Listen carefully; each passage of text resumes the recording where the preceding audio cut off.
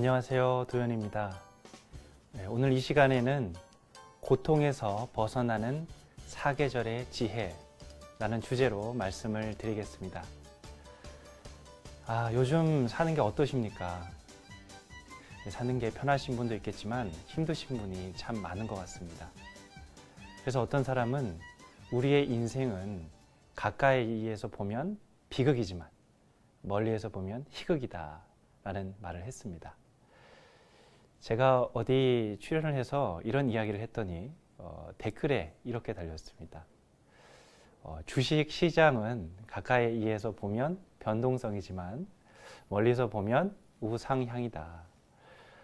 이 한마디의 그 문장이 요즘의 시대 상황을 대변해 주는 것 같습니다. 코로나에 이어서 여러 가지 국제 정세의 문제로 인해서 경제적으로 더욱더 어려워진 상황을 살고 있습니다. 우리는 왜 이렇게 힘이 드는 걸까요? 뭔가 좀 바뀌지 않으면 좋겠는데 계속 변동성이 생기고 바뀌고 좀 이 편안하게 바람 잘 날 날이 없는 것 같아요. 우리는 왜 고통을 느끼는 걸까요? 이 변동성, 변화를 집착하기 때문입니다. 이 세상은 변할 수밖에 없어요. 변하지 않는 것을 죽음이라고 합니다. 여러분 그 심장박동 이렇게 보면 이렇게 파장이 치고 있지 않습니까? 그러다가 띠 하게 되면 죽음을 의미하게 됩니다. 그런데 우리는 이 변화를 참 받아들이기가 어려운 것 같아요. 지금의 좋은 상태가 계속되면 좋겠다 라는 마음을 갖고 있고, 이 변화하는 이 모습에 대해서 자신의 모습을 볼 때 괜히 한숨이 나오기도 합니다. 예전에 한 10년 전만 해도 참 내가 한창 잘 나갔는데 괜히 아침에 거울을 보면서 속이 상하기도 합니다. 하지만 이 변화한다는 것은 이 불변의 진리예요. 어떤 철학자는 변하지 않는 것만이 변치 않는 진리다라고 했습니다. 변한다는 것이죠.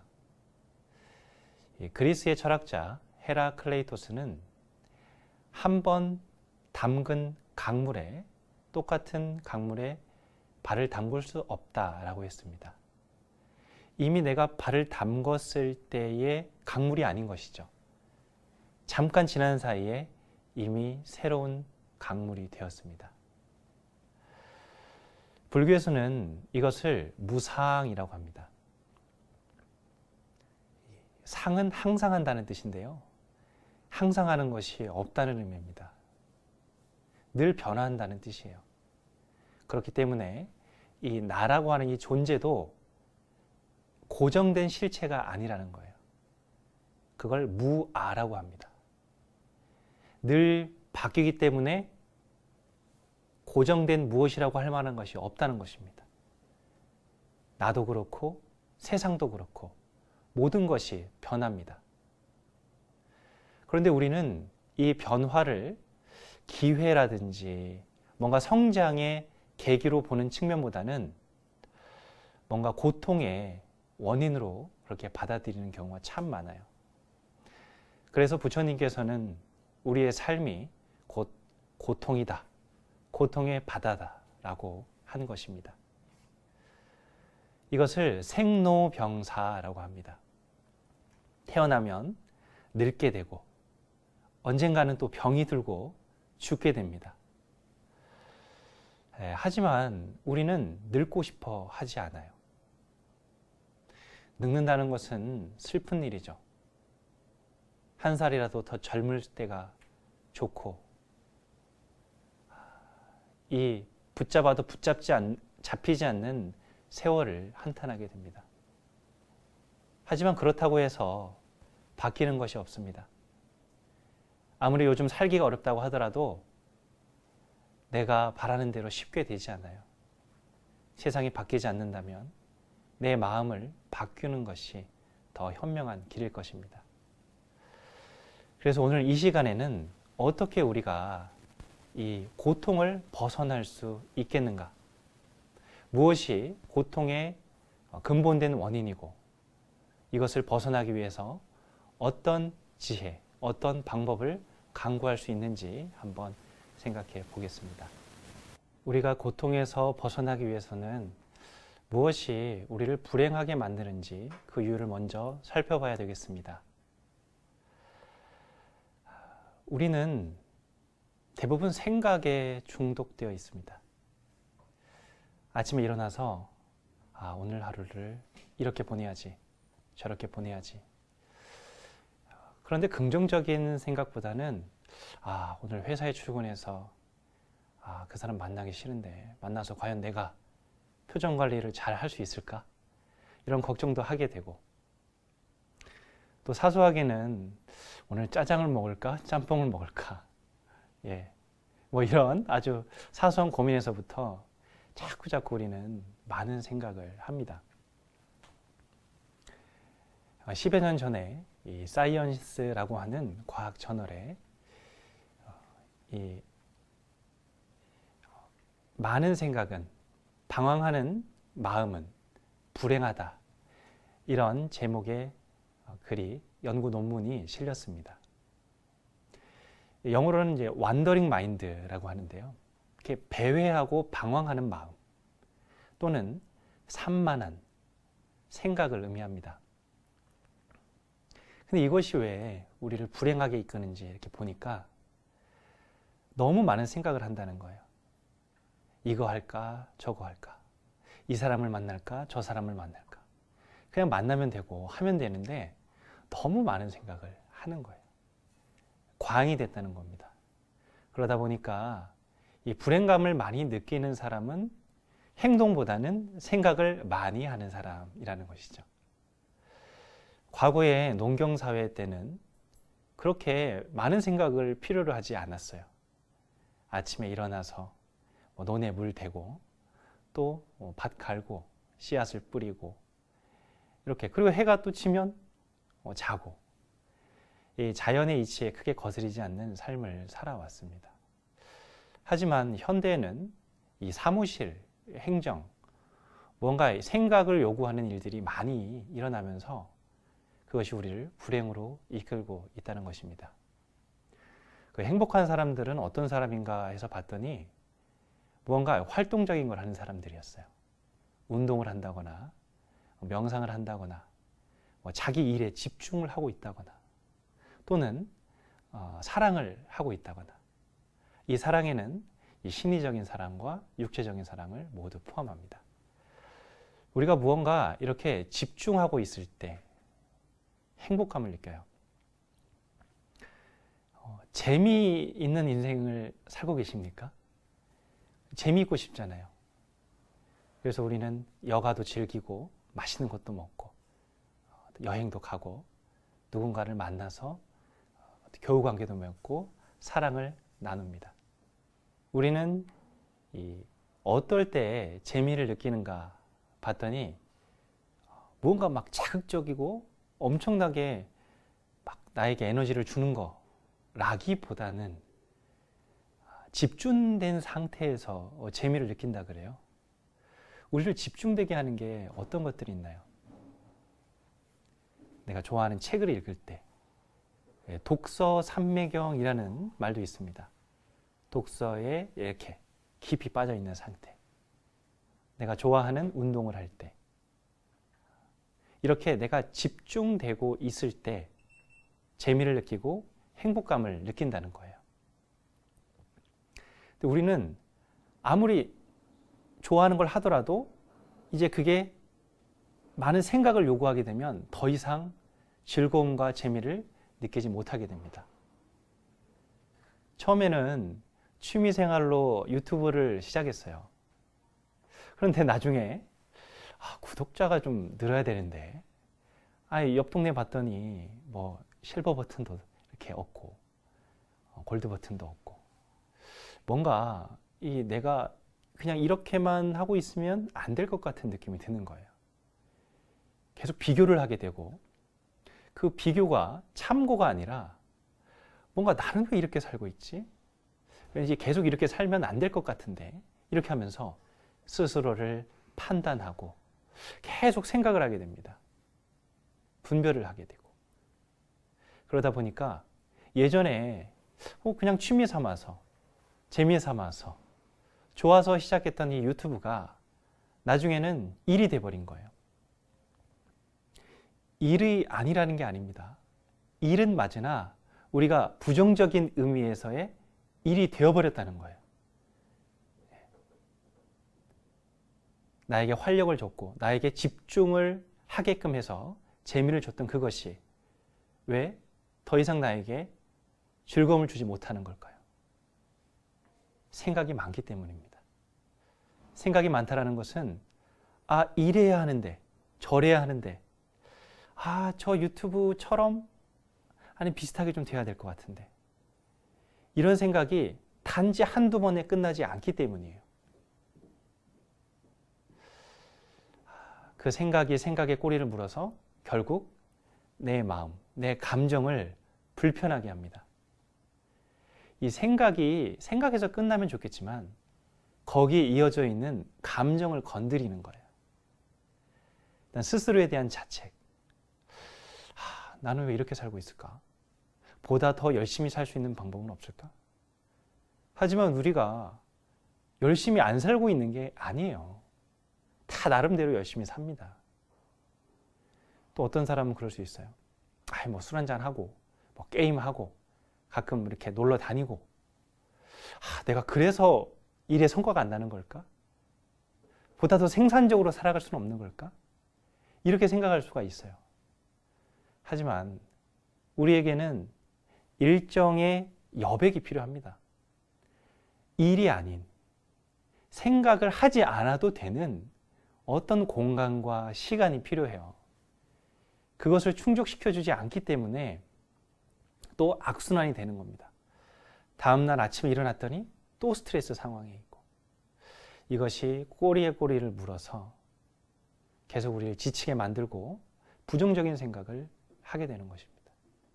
그러니까 스스로에게 조금은 이렇게 여유를 선물해주고 휴식을 선물해주는 게 필요해요. 사실 그렇게 많은 시간이 드는, 많은 에너지가 드는 것도 아닙니다. 조금만 여유를 한번 내줘 보세요. 단지 1, 2분이라도 눈을 감고 가만히 있어 보는 거예요. 근데 이 시간을 생각보다 우리가 내질 못해요.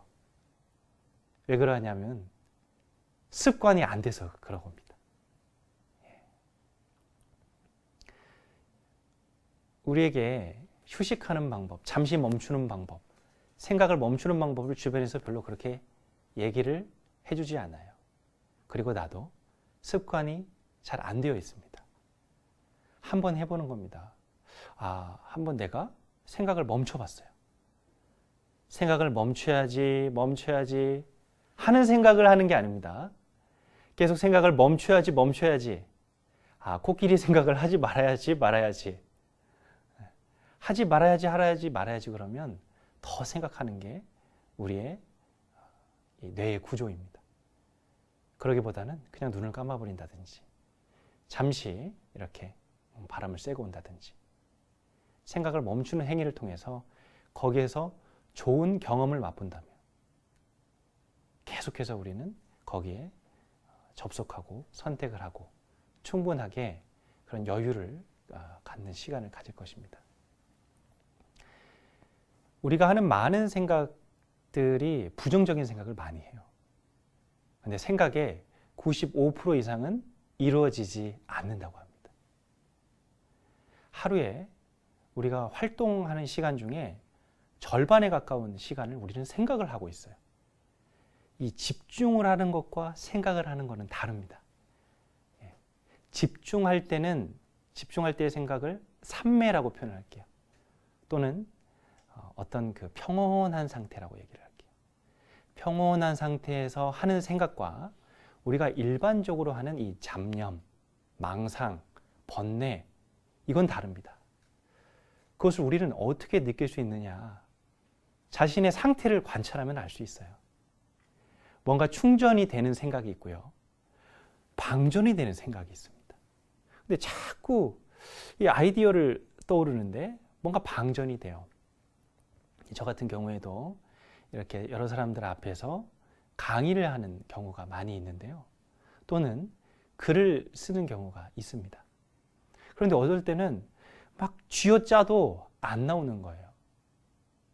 스스로 만족할 수도 없고 막 계속 머리가 지끈지끈 아파오는 거예요. 참 재미가 없다. 일단 재미도 없고 이걸 계속 해야 되나? 이런 생각이 들 때도 있어요. 근데 그때는 잠깐 멈춰줘야 됩니다. 막 우격다짐으로 막 이렇게 꾸역꾸역 밀어 넣는다고 되는 게 아니에요. 그때는 과감하게 식혀줘야 돼요. 우리 그렇잖아요. 전자기기도 자꾸 이렇게 쓰다 보면 뜨거워집니다. 그럴 때는 잠시 전원을 끈다거나 아니면 뭐 이렇게 멀티태스킹이라 그러죠. 어플을 너무 많이 실행해 놨던 거예요. 프로그램을 너무 많이 실행해 놨던 거예요. 그런 거를 좀 꺼기도 하고, 내가 내 상태를 이렇게 보게 되면은요, 나에게 뭔가 활력이 되고 충전을 해주는 생각이 있고 그렇지 않는 생각이 있습니다. 그런데 우리는 이 많은 시간을 이 불필요한 생각에 쓴다는 거예요. 뇌과학에서는요, 이것을 디폴트 모드 네트워크라고 합니다. 약자로 DMN입니다. 이 디폴트라고 그러면 아주 기본적인, 기초적인 상태. 뭐 경제 기사에 관심 있는 분들은 어떤 국가의 디폴트 상태에 처했다, 이런 표현을 들으신 분도 있을 겁니다. 그런 것처럼 어떤 기본적인 상태를 의미하는 게 이제 디폴트입니다. 그런데 이 디폴트라고 하는 우리 뇌의 신경에 그런 상태가 있어요. 그것을 자동차의 공회전에 비유합니다. 우리가 운전을 하지 않으나 계속해서 에너지를 쓰고 있는 상태, 그 상태가 너무 많으면 낭비가 되는 것이죠. 또한 매연을 또 많이 일으키게 되고, 우리 역시 마찬가지로 뇌가 기본적으로 에너지를 쓰는데요, 그 양이 60%에 해당한다고 하는 것이죠. 뇌의 무게가 우리 신체의 무게의 2% 정도밖에 안 돼요. 60kg이신 분은 1.2kg입니다. 근데 이 1.2kg, 그러니까 2%에 해당하는 무게를 갖고 있는 이 뇌가 이 전체 에너지의 20%나 쓰는 거예요. 그러면 무게 대비 10배나 쓰고 있는 겁니다. 그러면 다시 얘기해서 이 곱하기를 한번 해볼게요. 예. 이 20%에서 0.6을 곱하겠습니다. 그럼 12%가 되죠. 그럼 우리가 전체 쓰는 에너지의 12%가 디폴트 모드 네트워크로 사용되고 있다는 거예요. 한 10% 정도라고 보겠습니다. 내가 그냥 평소에 특별한 행동을 하지 않더라도 계속 소모가 되는 거예요. 이 에너지가 바로 우리의 번뇌망상을 일으키는 불필요한 에너지인데요. 우리가 이렇게 잠깐 심호흡을 한다거나 무언가에 이렇게 집중되어 있는 상태, 이때는 이 에너지 소모가 급격하게 줄어듭니다. 그러니까 충전이 되는 거예요.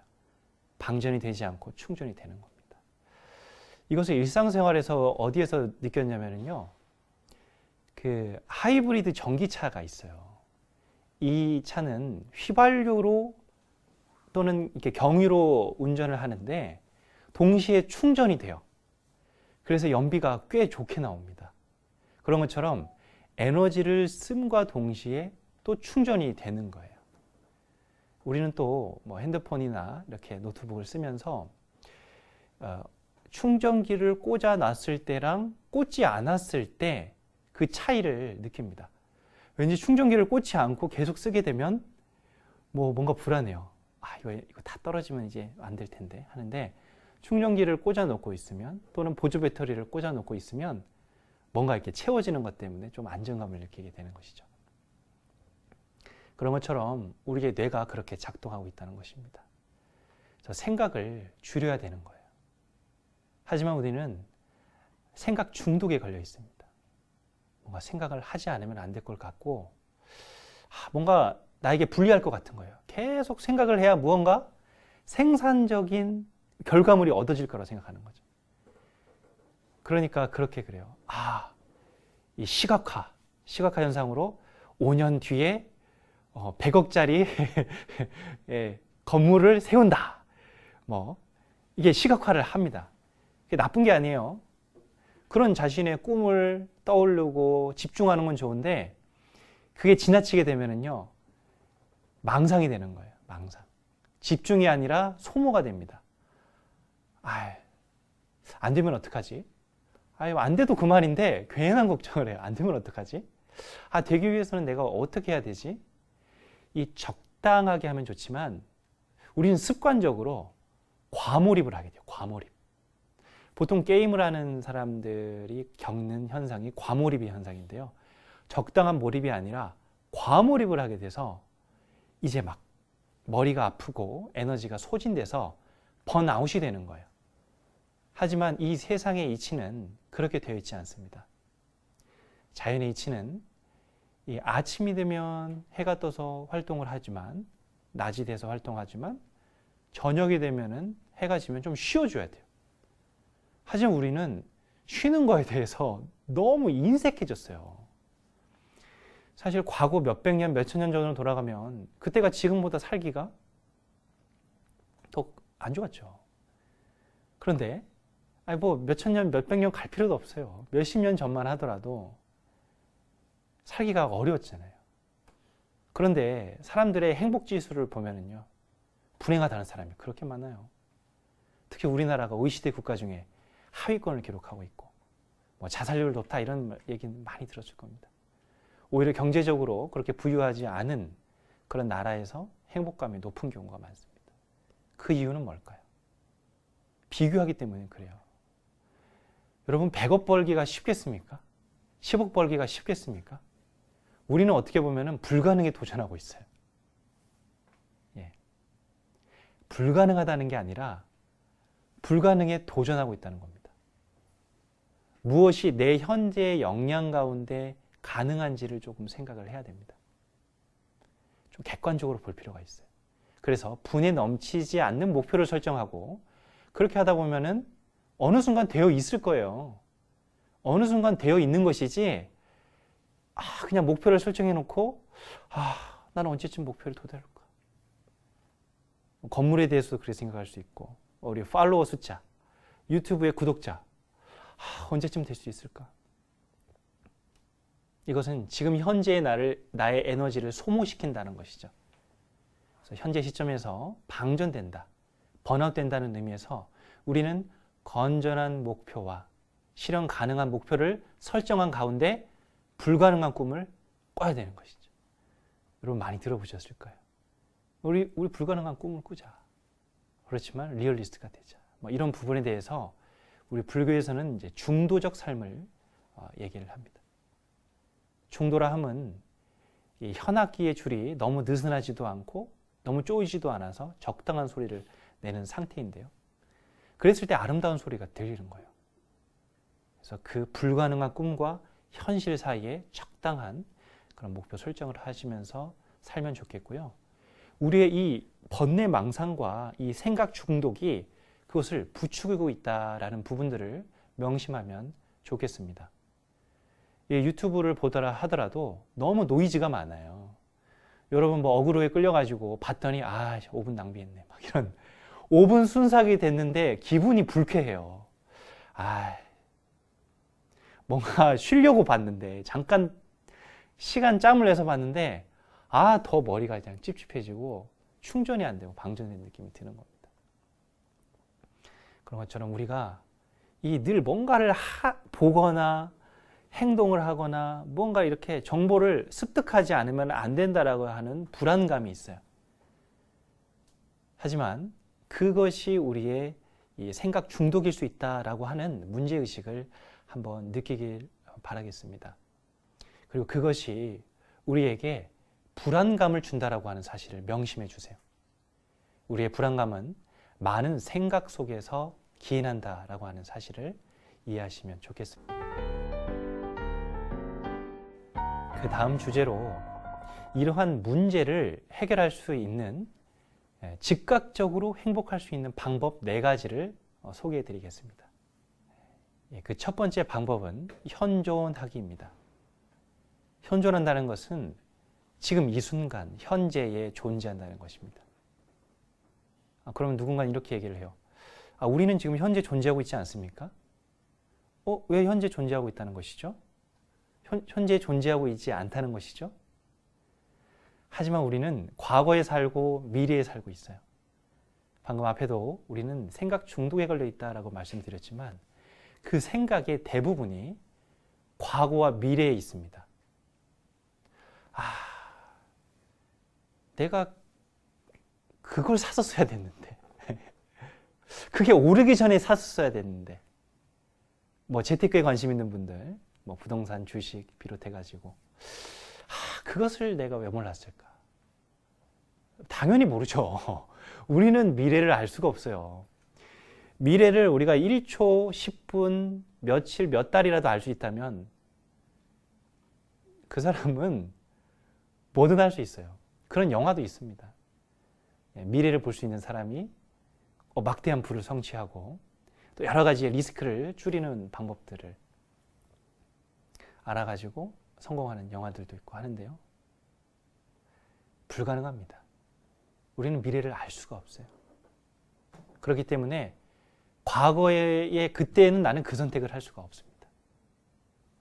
우리는 이런 후회를 한다는 것이죠. 내가 이 사람이 이런 성격이, 이런 또라이 같은 성격이 있는 줄 알았으면 이 정도의 사람이었으면 내가 만나지 않았을 텐데. 그렇지만 그것도 우리가 경험해서 알게 된 거예요. 경험하기 전에는 알 수가 없었습니다. 근데 우리는 그때 내가 왜 그랬을까? 내가 왜 그 사람을, 그런 형편없는 사람을 만났을까? 이런 후회를 한다는 것이죠. 물론 자아 성찰을 위해서 어느 정도 필요할 수는 있겠으나 우리는 늘 과한 게 문제예요. 그것을 내가 이제 과거를 통해서 그 경험을 내 성장의 토양으로 삼는 건 좋은데 나를 괴롭히는 것으로 산다는 것이죠. 그러니까 현재 지금 이 순간에 머무르지를 못하는 겁니다. 또 미래에 이렇게 돼야 되는데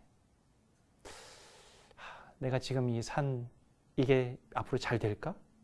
못 될까? 그러니까 우리가 이제 재테크 주식의 왕이라고 하는 워렌 버핏 거기에서 진리를 얘기해 주잖아요. 팔지 않는다. 왜 팔지 않겠습니까? 이 훌륭한 이 시대의 현인이라고 하는 경제 분야에서 현인이 왜 팔지 않겠습니까? 미래를 모르기 때문이에요. 미래를 알면 적당한 가격에 팔면 돼요. 이게 오를지 안 오를지를 알면 딱 가장 좋은 타이밍에 팔면 된다는 것이죠. 하지만 아무리 훌륭한 사람도 미래를 모르기 때문에 그냥 꾸준히 사 모으는 겁니다. 우리는 근데 과한 욕심이 있어요. 어떤 그 투기심, 도박하는 마음으로 내가 산 거는 잘 될 거야. 헛된 희망을 갖고 있고.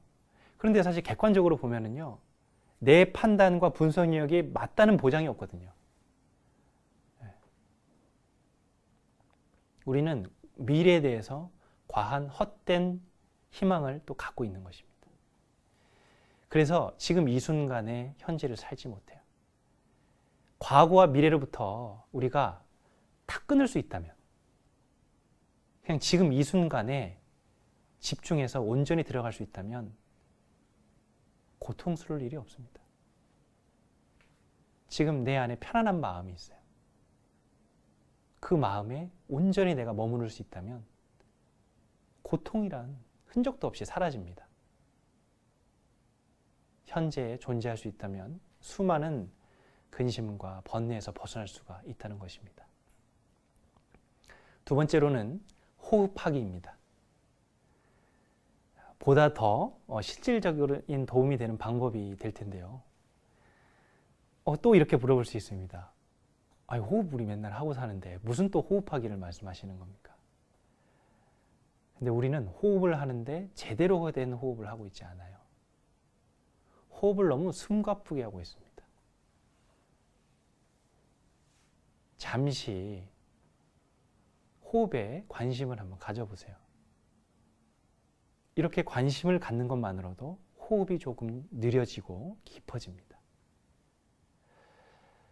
이 물리학에서는요, 관찰자 효과라고 그럽니다. 우리의 이 물질이 입자인가 파동인가, 이렇게 물리학자들은 처음에 이렇게 고민을 했고, 처음에는 입자라고 생각했지만 나중에 보니까 파동이었어요. 그런데 또 입자의 성질이 있었다는 것이죠. 그래서 봤더니 이중성이 다 있던 거예요. 근데 관찰자가 이것을 물질로서 봐야 되겠다라고 마음을 먹으면 물질로 관찰이 되고, 파동이라고 여기면 파동으로 관찰이 된다는 거예요. 현대 물리학 양자역학에서는 그렇게 얘기를 합니다. 이 관찰자가 어떤 마음을 먹느냐가 반영이 돼서 그 형태로 되어 있다는 것이죠. 이 호흡도 마찬가지예요. 내가 호흡에 관심을 가지면 이 호흡의 질 자체가 달라집니다. 그러다 보면 알아차리게 돼요. 내가 평소에 호흡을 좀 얕게 하고 있었구나. 이런 걸 저절로 알게 되고, 그럼 호흡을 조금 깊게 하기 시작합니다. 자, 지금 한번 3번만 같이 한번 해보세요. 자, 코로 깊게 숨을 들이쉬고 입으로 후 길게 내쉽니다. 자, 코로 깊게 숨을 들이쉬고 입으로 후 길게 숨을 내쉽니다.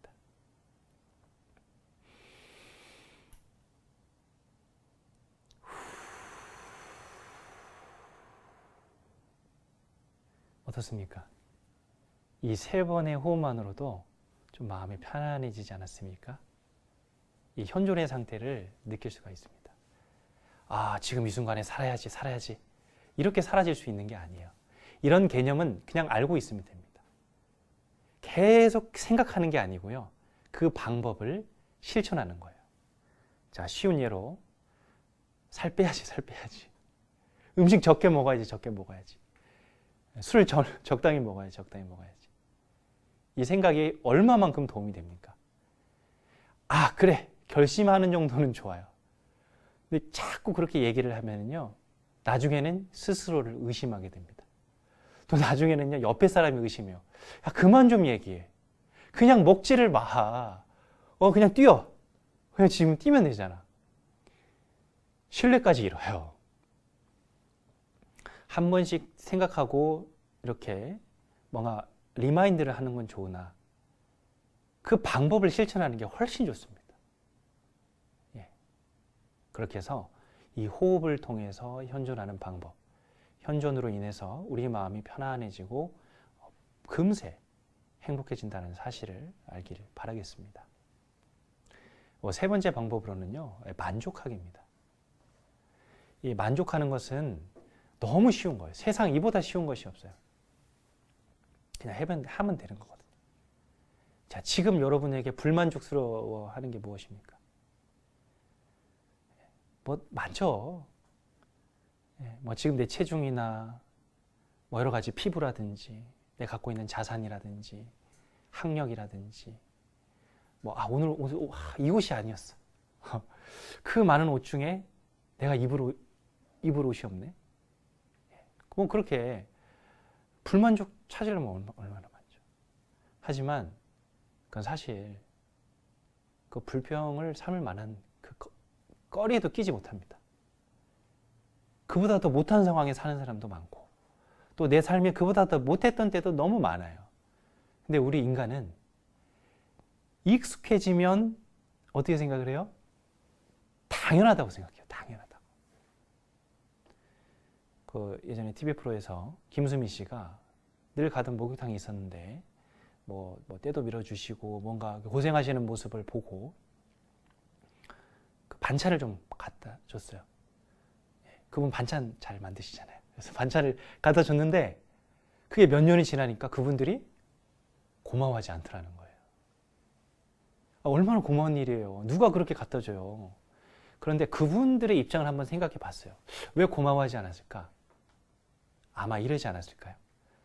그분 잘 사니까, 반찬도 많으니까 좀 남는 거 갖다 주겠지 뭐 이런 생각이 들었을 수도 있죠. 근데 사실 그게 가진 사람들은요, 더 나누기가 어려워요. 어떻게 그 돈을 모았겠습니까? 그걸 가졌겠습니까? 아끼고 아끼고 안 쓰고 이렇기 때문에 어떤 측면에서는 나누는 게 굉장히 어렵기도 해요.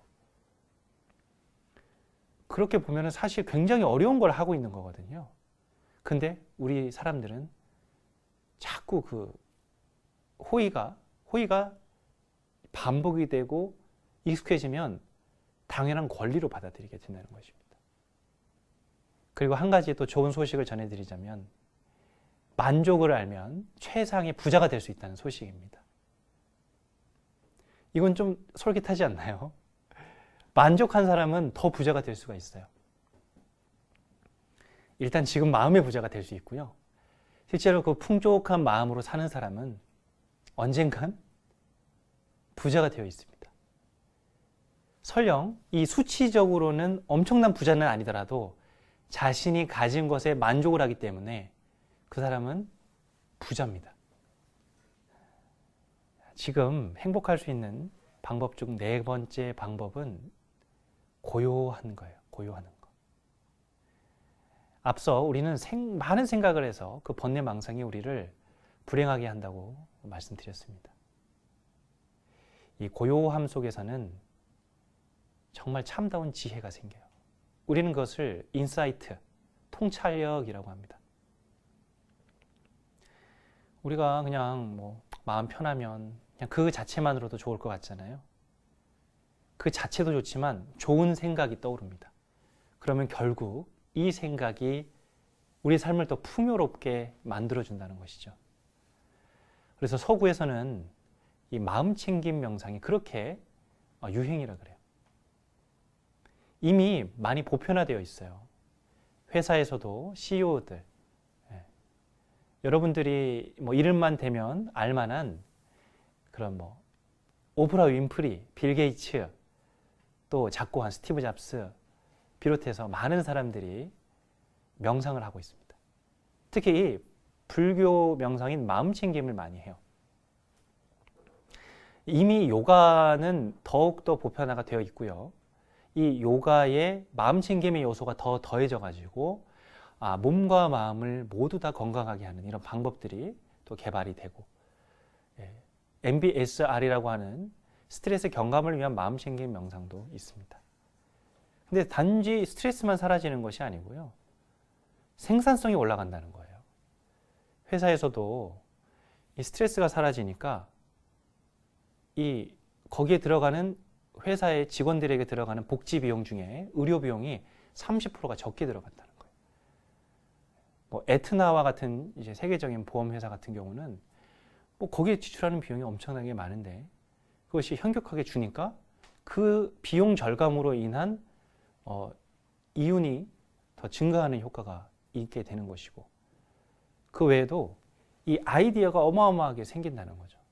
구글이라고 하는 회사, 거기에 Search Inside Yourself, SIY라고 하는 프로그램을 보면 차드 멍탄이라고 하는 구글 엔지니어가 그 회사에 있을 때 이 프로그램을 만들었어요. 지금은 퇴사해서 또 다른 단체를 운영하지만 그 회사에 있을 때 이 프로그램을 만들어서 보급을 했는데요. 여러분, 구글 그러면 얼마나 생산성이 또 좋은 회사로 알고 있습니까? 거기는 출퇴근 시간도 굉장히 자유롭고 회사 천장도 엄청 높고 굉장히 이게 창의력을 위한 여러 가지 많은 것들이 제공되어 있어요. 식사도 엄청나게 좋고 여러 가지로 있는데, 그 중에 이 SIY, 내면을 탐색하는 이 방법이 여러 가지 건강해지는데도 도움이 될 뿐더러 이 창의력, 이 아이디어를 만드는 데도 도움을 엄청나게 주고 있다라고 하는 것이죠. 우리는 이렇게 고요함에 들어와 있을 때 생각이 끊긴 그 자리에서 엄청난 통찰 지혜를 얻을 수가 있습니다. 다음 주제로 이 지속적으로 행복할 수 있는 방법에 대해서 말씀드리겠습니다. 앞에 말씀드린 것은 보다 조금 더 즉각적인 어떤 그런 행복의 테크닉이라고 말씀드리자면, 지금 말씀드릴 것은 삶 전반에 걸친 어떤 관점, 마인드셋을 의미합니다. 바로 인생의 사계절입니다. 우리의 삶을 봄, 여름, 가을, 그리고 겨울로 볼 수가 있고요. 그 사이에 또 환절기가 있습니다. 이 계절적으로 봄, 여름 이렇게 우리는 체감적으로 늘 느끼고 있어요. 최근 그리고 얼마 전까지도 코로나로 인해서 우리의 인류는 전반적으로 겨울을 겪고 있었습니다. 많은 사람들이 힘들어했어요. 그런데 이 인생의 겨울 가운데 봄을 또는 여름을 맛본 분들도 있어요. 마스크를 이렇게 만드신 분들. 근데 마스크를 또 만들었는데 줄도산이 났다는 뉴스를 들으신 분도 계실 거예요. 그러니까 마스크를 또 만든다고 또 다 된 것이 아니었어요. 그럼 어떤 회사가 봄을 맞이했느냐? 그 마스크의 필터 원단을 만드는 회사가 엄청난 매출을 올렸대요. 이것은 다른 데와 대체할 수 없는 그런 원단이었기 때문에 그렇거든요. KF94에 들어가는 그 필터에 들어가는 그 재료가 많은 회사가 만들 수 없는 거고 오랫동안 연구해서 개발해온 데서 가능했던 겁니다. 근데 그렇지 않은 이제 이게 돈이 된다더라 이런 얘기를 듣고 마스크를 찍는 기계를 사서 그 공정으로 마스크를 만든 사람들은 대부분 나중에 다 망했어요. 우리는 똑같은 인생의 겨울을 보냈지만 그 중에서도 봄, 여름, 가을 특히 이 마스크 원단을 만드는 이 업체 같은 경우는 가을을 겪었던 거죠. 굉장히 이게 수확을 막 했던 거잖아요. 그런데 이 회사가 이 매출이 수천억에 해당하는 원래부터 튼실한 코스피에 상장된 회사였어요. 그러니까 이미 이 회사는 튼튼한 회사였다는 것이죠. 봄과 여름. 그러니까 이 많은 사람들이 인생의 겨울을 겪고 있을 때도 이 결실, 가을을 맞이할 수 있었던 것이죠.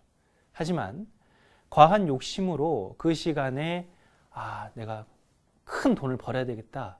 준비도 안 됐는데 봄에 씨앗을 뿌리고 여름에 성장시키지도 않은 상태에서 바로 열매를 얻으려고 했으니까 결국은 곧장 겨울을 맞이한 거예요. 안 그래도 힘든 시기에 또 겨울을 맞이하게 된 것입니다. 그러니까 더 힘든 시기를 보내게 된 것이죠. 그런 것처럼 우리의 인생은 다 이렇게 봄, 여름, 가을, 겨울을 보내고 있습니다. 저의 삶을 비춰보더라도요. 제가 한 6년째 박사 공부를 하고 있는데요. 처음에 들어갈 때는 너무 힘들었어요. 이게 맞을까? 저는 인도 철학을 하고 있는데 약간 불교 철학과도 좀 거리감이 있고 이 철학이라고 하는 것이 굉장히 저의 전문성에 많이 안 맞는다고 생각을 했어요. 저는 이제 학부 시절에 전자공학을 하다가 경영학을 이제 해서 경영학사로 졸업을 했었거든요. 근데 갑자기 철학을 하니까 너무 또 힘들고 이게 참 내 길인가 싶었어요. 그런 고민, 일종의 저는 겨울을 보내고 있었던 것이죠. 다른 사람들은 이미 준비가 되어서 봄을 보낼 때 저는 입학한 시기에 겨울을 보냈어요. 그러다 보니까 봄을 좀 늦게 맞이했고 이제 계속 꾸준히 하다 보니까 어느 순간 6년이 지나 있고 이제 졸업을 앞두고 있습니다. 이렇게 사람들마다 자신이 겪는 계절이 달라요. 근데 많은 분들이 겨울을 겪고 있습니다. 고통 속에 있다는 거예요. 그럼 이 겨울에 우리는 어떤 마음가짐을 가져야 되겠는가를 생각해 볼 필요가 있습니다. 여러분에게 희망을 드리고 싶어요. 바로 봄이 온다는 믿음입니다. 봄은 올 것입니다. 여러분 익숙한 시 중에 빼앗긴 들에도 봄이 온다. 이런 시가 있지 않습니까? 물론 그 시는 오는가라고 하는 물음표로 끝났지만 그것을 느낌표로 바꾸시면 좋겠어요. 반드시 온다. 반드시 왔잖아요. 광복이 왔고. 우리의 힘든 시절 지나갑니다. 다 지나갑니다. 이 겨울에는 봄이 온다는 믿음을 가지시기 바랍니다. 그럼 봄이 반드시 올 거면 뭘 준비해야 되겠습니까? 봄에 뿌릴 씨앗과 모종을 준비해야 됩니다. 봄이 온다고 믿지 않는 사람은 준비하지 않아요. 그리고 그것을 다 자신이 먹는 데 씁니다. 이미 갖고 있는 지난 가을에 추수한 것을 다 먹고, 심지어는 또 빌려서 먹고, 그러다 보니까 결국은 봄이 왔는데 내가 뿌릴 씨앗이 없게 되는 것입니다. 설령 이미 봄이 왔는데 내가 뿌릴 것이 없어요. 할 수 있는 게 없어요. 남들 다 무언가를 할 수 있는데 나는 뭘 해야 될지 모르겠어요. 그래도 늦지 않았습니다. 지금 이 순간 봄이라고 생각을 하세요. 지금 이 순간부터 내 마음에서는 시작을 하는 겁니다. 무엇이라도 시작을 하는 거예요. 일단 스스로를 객관적으로 보는 것부터 시작을 해야 되겠죠. 내가 그동안 무엇 때문에 겨울을 맞이했는가? 무엇 때문에 실패할 수밖에 없었는가를 지난 시간에 그 수업료, 일승 일패는 병가제 상사를 하지 않습니까? 레슨비라고 생각하고 수업료라고 생각하고, 지혜로운 사람은요, 그것을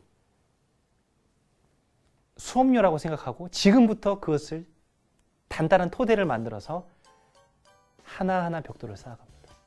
어리석은 사람은 그 수업료마저도 낭비해버려요. 그냥 흘려보내게 됩니다. 그래서 우리가 실패할 수도 있고 많이 힘든 시절을 보낼 수도 있지만 거기에서 마지막 그것만은 잃지 않았으면 좋겠어요. 바로 봄을 맞이하는 것이죠. 내 마음에서 지금부터 시작할 수 있는 봄의 희망을 가지시길 바라겠습니다. 감사합니다.